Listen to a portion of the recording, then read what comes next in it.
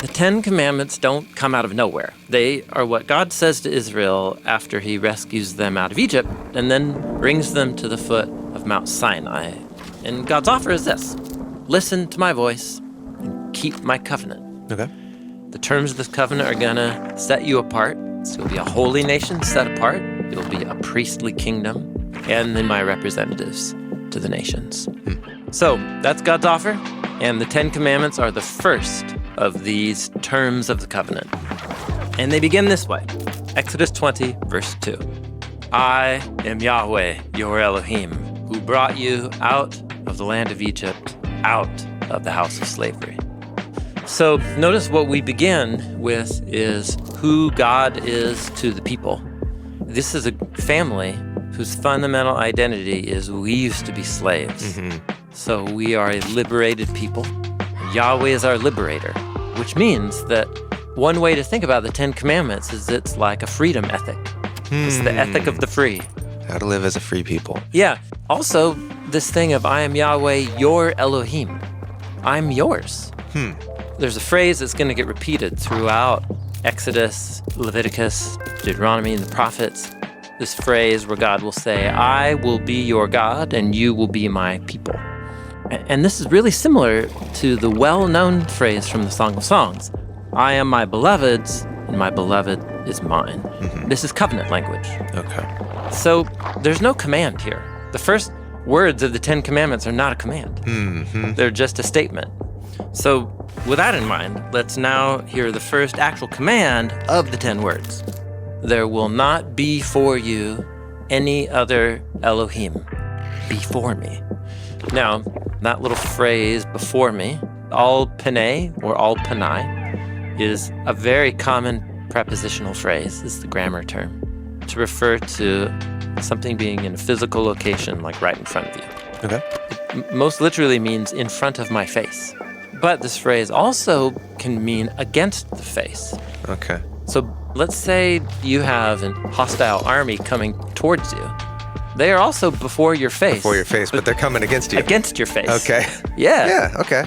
So this phrase, al panei, also, this can be confusing to us, can be used not in the sense of in front of you, but in the sense of beside you. It is sometimes used in the sense of instead of. It's very flexible. It's very flexible, but you can actually plug this idea of no other Elohim into every one of those meanings, and it works. So don't put anything else in front of me, beside me, against me, instead of me. There will not be for you any other Elohim. No thing else is your life. Okay. And Elohim is the Hebrew word that just means spiritual being. Yes, and it is used to refer to the one God of Israel, creator of all, but then also to other spiritual beings, real or imagined. We do know that there's other spiritual beings. We call them the host of heaven. Yeah, and then they're also called by other titles in the Bible. So messengers, that is angels. You have the divine council members, like the sons of God, spirits. This is the class of creatures that are spiritual beings.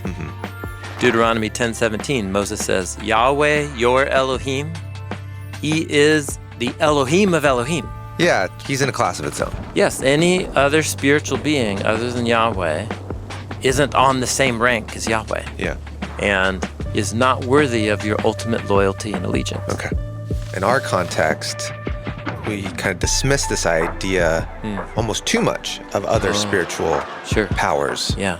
But we do actually still have these higher powers, higher ideals that command our loyalty.